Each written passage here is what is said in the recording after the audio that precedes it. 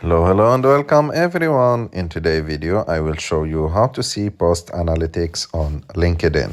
To do this, it's very simple. You can just go to the LinkedIn app, open it. And after that, you have to go and click on your picture on the top right of the screen. And after top left of the screen, after that, click on your name. And here there is multiple statistics that you can see. For like here in analytics, the second one is your post's impression in the last 7 days. Click on it. And as you can see, you will find here the analytics of your posts, like cumulative. Of course, the numbers are not so big for me because I don't post that much on LinkedIn. But this is an example.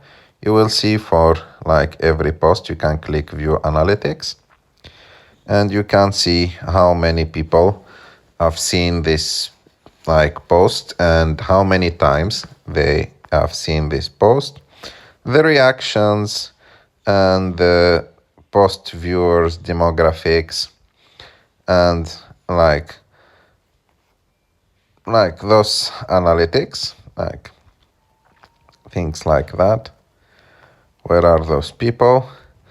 And that's it. So you can from here see all the statistics of your posts. I hope that you like this video. If you like this video, don't forget to subscribe to our channel to like this video, and see you in the next.